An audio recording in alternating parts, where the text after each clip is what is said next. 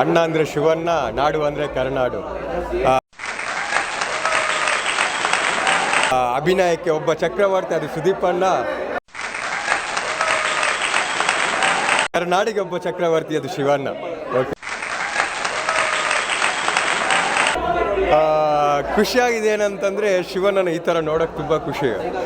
ಇದು trend set ಮಾಡೋದಿದೆಯಲ್ಲ, ನೀವು ಬೆಳಗ್ಗೆಯಿಂದ ನೋಡ್ತಾ ಇದ್ರಿ, ಎಲ್ಲ ಲುಂಗಿ, ಆ ಬ್ಲ್ಯಾಕ್ ಶರ್ಟು, ಆ ಟ್ರೆಂಡ್ನೆಲ್ಲ ಸುಮ್ಮನೆ ಸೆಟ್ ಮಾಡೋಕ್ಕಾಗಲ್ಲ. ಇಲ್ಲ ಯಾರೋ 10 ಮಂದಿ ಕಾಸು ಕೊಟ್ಬಿಟ್ಟು ಹಾಕೊಂಬನ್ನಿ ಅಂದರೆ ಆಗಲ್ಲ. ಯಾಕಂದರೆ ಒಬ್ಬ 10 ವರ್ಷ ಹುಡುಗರಿಂದ 50 ವರ್ಷ ಹುಡುಗರ ವಯಸ್ಸಾಗಿರೋವರೆಗೂ ಆ ಒಂದು ಸ್ಟೈಲಲ್ಲಿ ಬಂದಿದ್ದಾರೆ. ಅದನ್ನ ಶಿವಣ್ಣ ಅಂತಂದರೆ ಅದೊಂದು ಗತ್ತು ಮೊದಲು. ಯಾಕೆ ಆಮೇಲೆ ನಾನು ಸಿನಿಮಾ ಬಗ್ಗೆ ಹೇಳ್ತೀನಿ ಅಂದರೆ, ತುಂಬ ಮಂದಿ ಹೇಳ್ತಾರೆ ಮತ್ತೆ ಯಾವುದಾಗ ಹೇಳ್ತಾನೆ ಹಂಗೆ ಅಂತಲ್ಲ. ಸಿನಿಮಾ ಎಷ್ಟು ಪವರ್ಫುಲ್ ಆಗಿದೆ ಅಂತಂದರೆ, ಒಂದೇ ಒಂದು ಡೈಲಾಗ್ ಬೇಡ, ಅವರು ಒಂದು 2-3 ಸೀನಲ್ಲಿ ಹಿಂಗೆ ಕಣ್ಣು ತೆರೆಸ್ತಾರೆ.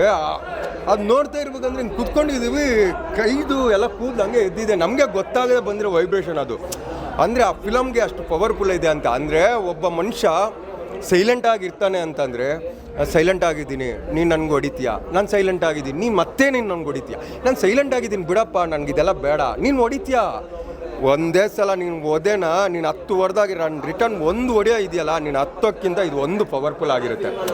ಅಷ್ಟು ತಾಳ್ಮೆ, ಆ ತಾಳ್ಮೆನ ಶಿವಣ್ಣ ಎಷ್ಟು ನೀಟಾಗಿ ತೋರಿಸ್ಕೊಟ್ಟಿದ್ರೆ ಈ ಫಿಲ್ಮಲ್ಲಿ. ನೀವು ಫಸ್ಟ್ ಹಾಫ್ ನೋಡ್ಬೇಕಂದ್ರೆ, ನೀನು ನ್ಯಾಯಕ್ಕೋಸ್ಕರ ಹೋರಾಡ್ತೀಯ, ನೀನು ನ್ಯಾಯಯುತವಾಗಿ ಹೋರಾಡ್ತೀಯ, ಅದೇ ನಿನ್ನ ಸಮಾಜಕ್ಕೆ ಒಳ್ಳೇದು ಮಾಡೋಕ್ಕೋಸ್ಕರ ಒದ್ದಾಡ್ತೀಯ.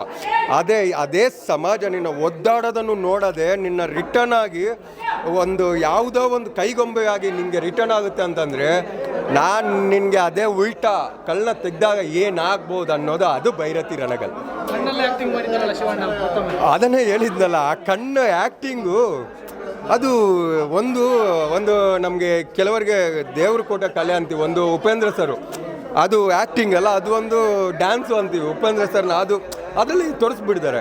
ಶಿವಣ್ಣಂದು ಆ ಒಂದು ಕಣ್ಣು ನೋಡಿದರೆ ಆ ಭಯ ಬಂದುಬಿಡುತ್ತೆ ರಿಯಲ್ ಲೈಫಲ್ಲೂ.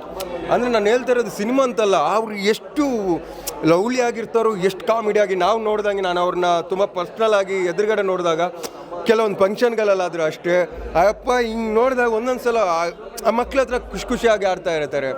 ಅಪ್ಪು ಬಾಸ್ನೂ ನೋಡಿದ್ದೀವಿ, ಇವ್ರನ್ನ ನೋಡಿದ್ದೀವಿ, ರಾಜ್ ಕುಟುಂಬನೇ ಹಂಗೆ ಅನ್ಕೋತೀನಿ. ಬಟ್ ಕೆಲವೊಂದು ಸಲ ಬೇರೆಯವ್ರಿಗೆ ಅದು ಬೇರೆ ಥರ ಅನಿಸುತ್ತೆ. ಯಾಕಂದರೆ ಇವತ್ತಿನ ಒಂದು ನಾವು ಕನ್ನಡ ಸಿನಿಮಾ ಇಂಡಸ್ಟ್ರಿ ಯಾವ ಲೆವೆಲ್ಗೆ ಹೋಗಿದ್ದೀವಿ ಅಂತಂದರೆ, ನಾವು ಒಂದು ಡೈಲಾಗ್ ಹೇಳೋಕ್ಕೆ ಇಷ್ಟಪಡ್ತೀನಿ. ನೀನು 100 ಕೋಟಿ ಹಾಕ್ಬಿಟ್ಟು ಪ್ಯಾನ್ ಇಂಡಿಯಾ ಮೂವಿ 1000 ಮಂದಿ ಮಾಡ್ಬೋದು ಗುರು, ಕಾಸಿದ್ರೆ ಸಾಕು. ಆದರೆ ನೀನು 10 ಕೋಟಿ ಹಾಕ್ಬಿಟ್ಟು ನಾನು ಕನ್ನಡದ ಫಿಲಮ್ ಮಾಡ್ತೀನಿ ಅಂತೀಯಲ್ಲ, ಅದು ಗಂಡಸ್ತನ, ಅದು ದಮ್ಮು. ಹೆಂಗೋ ಯಾರ್ಯಾರೋ ಬರ್ತಾರ ಅಂತ ತಕ್ಷಣನೇ ನಾನು ಆದರೆ ಶಿವಣ್ಣನಿಗೆ ಇನ್ನೊಂದು ನನ್ನ ಕಡೆಯಿಂದ ಒಂದು ಅಂಬಲ್ ರಿಕ್ವೆಸ್ಟು ಏನಂದ್ರೆ, ಅಣ್ಣ ಈ ಥರದ ಸಿನಿಮಾ ಮಾಡೋಣ, ವರ್ಷಕ್ಕೆ 2 ಸಿನಿಮಾ ಸಾಕೋಣ. ನನಗೆ ವರ್ಷಕ್ಕೆ ನೀವು 100 ಸಿನಿಮಾ ಬೇಡ ಅಣ್ಣ, ವರ್ಷಕ್ಕೆ 2 ಸಿನಿಮಾ ಸಾಕೋಣ, ಈ ಥರ ಇರಲಿ ಅಣ್ಣ, ತುಂಬ ಖುಷಿ ಆಗ್ಬಿಡ್ತೀವಿ. ಆಮೇಲೆ ಇದು ಇನ್ನೊಂದು, ಕೆಲವರಿಗೆ ಯಾರೋ ಅದೇ ಬೇರೆಯವ್ರ ಸಿನಿಮಾ ನೋಡಬೇಡಿ, ನಾನು ಒಂದು ಹೇಳೋಕ್ಕೆ ಇಷ್ಟಪಡ್ತೀನಿ. ಇವಾಗ ನೀವು ಎಷ್ಟು ಮಾರ್ಕ್ಸ್ ಕೊಡ್ತೀರ ಅಂತಂದರೆ ಅದು ಹೇಳೋಕ್ಕೆ ಬರಲ್ಲ. ಯಾಕಂದರೆ ಶಿವಣ್ಣನಿಗೆ ಮಾರ್ಕ್ ಕೊಡುವಷ್ಟೆಲ್ಲ ದೊಡ್ಡವನಂತೂ ನಾನಲ್ಲ. ಯಾಕಂದರೆ ಶಿವಣ್ಣನಿಗೆ ಒಂದು ತಾಯಿನ ಹೆಂಗೆ ಪ್ರೀತಿ ಮಾಡಬಹುದು ಅಂತ ಜೋಗಿಯಲ್ಲಿ ತೋರಿಸ್ಕೊಟ್ರು, ಒಂದು ಲವ್ವರ್ನೂ ಹಿಂಗೆ ಪ್ರೀತಿ ಮಾಡ್ಬೋದು ಅಂತ ಹೇಳ್ಬಿಟ್ಟು ಮೈಲಾರಿಯಲ್ಲಿ ಹೇಳ್ಕೊಟ್ರು. ಇವತ್ತು ಒಂದು ತಂಗಿ ಇಲ್ಲದವನಿಗೆ ನನಗೊಂದು ತಂಗಿ ಇರಬೇಕಿತ್ತು ಅಂತ ಫೀಲ್ ಆಗುತ್ತೆ. ಅವಾಗ ಬನ್ನಿ ಭೈರತಿ ರಣಗಲ್ಗೆ. ಒಬ್ಬ ತಂಗಿ ಇರುವವನಿಗೆ ನಾವು ಅವಳ ಹತ್ರ ಮಾತಾಡ್ತಾ ಇರಲಿಲ್ಲ ಅಂದರೆ ಹೋಗ್ಬಿಟ್ಟು ತಂಗಿ ಹತ್ರ ನಾನು ಯಾವ ಥರ ನಾನು ತಂಗಿನ ಲವ್ ಮಾಡ್ಬೋದು ಅಂತ ಹೇಳ್ಬಿಟ್ಟು ಇವತ್ತಿನ ನೋಡ್ತಾನೆ, ಅದು ಭೈರತಿ ರಣಗಲ್. ಯಾಕಂದರೆ ಮೈಲಾರಿ ಎಲ್ಲ ನಾವೆಲ್ಲ ಹೈಸ್ಕೂಲಲ್ಲಿದ್ದಾಗ ಬಂಕ್ ಹೊಡೆದ್ಬಿಟ್ಟು ನೋಡಿರೋ ಫಿಲಮು. ಜೋಗಿ ಎಲ್ಲ ನಮ್ಮ ನೋಡಿದಾಗ ಆ ತಾಯಿ ಪ್ರೀತಿ ಅಯ್ಯೋ ಹಿಂಗೆಲ್ಲ ಮಾಡ್ಬೋದು ಅಂತ ಅನಿಸಿರೋ ಫಿಲ್ಮು. ಇವತ್ತು ಭೈರತಿ ರಣಗಲಲ್ಲಿ ಆ ಎಲ್ಲ ಸೆಂಟಿಮೆಂಟನ್ನು, ಯಾಕಂದರೆ ಶಿವಣ್ಣನಿಗೆ ಮಾತ್ರ ಪವರ್ ಇರೋದು, ಅದನ್ನಂತೂ ನೀಟಾಗಿ ತುಂಬ ಚೆನ್ನಾಗಿ ತೋರಿಸಿದ್ದಾರೆ. ಆಮೇಲೆ ಬೇರೆ ಫಿಲಮ್ ನೋಡಬೇಡಿ ಅನ್ನೋರಿಗೆ ಇಷ್ಟು ನಾನು ಹೇಳೋದು, ಏಟರ್ಸ್ ಅಂತ ಯಾರು ಇರ್ತೀರಾ, ಶಿವಣ್ಣನಿಗೆ ಯಾರು ಇರಲ್ಲ ಅಂತ ಅನ್ಕೋತೀನಿ, ಅದು ಒಂದು ಮಗು ಮನಸ್ಸು. ಆದರೆ ನಿಮ್ಮ ಪರ್ಸ್ನಲ್ ಜಿದ್ದುಗೋಸ್ಕರ ಏಟರ್ಸ್ ಅಂತ ಇಟ್ಟರೆ ಅವ್ರಿಗೆ ಹೇಳೋದಿಷ್ಟೇ, ನೀವು ಏಟರ್ಸ್ ಆಗಿ ಥಿಯೇಟ್ರ್ ಹೊರಗಡೆಯಿಂದ ಏಟರ್ಸ್ ಆಗಿ ಬಂದು ಸಿನಿಮಾ ನೋಡಿ ಹೋಗ್ಬೇಕಂದ್ರೆ ಅವ್ರಿಗೆ ಫ್ಯಾನ್ ಆಗಿ ಹೋಗ್ತೀರಾ, ಇಷ್ಟು ನನ್ನ ಚಾಲೆಂಜ್. ಶಿವಣ್ಣ ಅವರ ಇವಾಗ ಆರೋಗ್ಯದಲ್ಲೂ ಏರ್ಪೇರಾಗಿದೆ. ಒಂದು ಶಿವಣ್ಣನ ಅಭಿಮಾನಿಯಾಗಿ ನೀವು ಅದ್ರ ಬಗ್ಗೆ ಏನು ಹೇಳ್ತೀರಾ?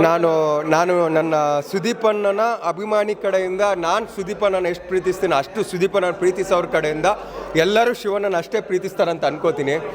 ನಮಗೆ ಬೇರೆ ಏನು ಹೇಳೋಕ್ಕಾಗಲ್ಲ. ದೇವರಲ್ಲಿ ನಾವು ಪ್ರಾರ್ಥನೆ ಮಾಡ್ಬೋದು. ನಾವು ಯಾವಾಗ ದೇವ್ರನ್ನ ನೆನೆಸ್ಕೋತೀವಿ, ಯಾವಾಗ ಶಿವಣ್ಣಂಗೂ ಒಂದು ಆಯಸ್ ಕೊಡೋಣ ದೇವ್ರ ಅಂತ ಪೂಜಿಸ್ಬೋದು. ನಮ್ಮ ಕಡೆಯವರು ಎಲ್ಲ, ಹಾಗಂದ್ರೆ ಅವರು ಕರ್ನಾಡನ್ನೇ ಆಲ್ರೆಡಿ ಗೆದ್ದು ಬಂದಿದ್ದಾರೆ. ಇನ್ನು ಸಾವಲ್ಲ ಯಾವ ಲೆಕ್ಕ ಅವ್ರಿಗೆ. ನಮಗೆಲ್ಲ 1ರಿಂದ 50 ವರ್ಷ ಆಗುತ್ತೆ. ಬಟ್ ಅವ್ರಿಗೆ ಹೆಂಗಂದರೆ ಅವ್ರು 60 ವರ್ಷದಿಂದ 59 ಆ ಥರ ಅವ್ರಿಗೆ ವಯಸ್ಸು ಕಮ್ಮಿ ಆಗ್ತಾ ಬರೋದು.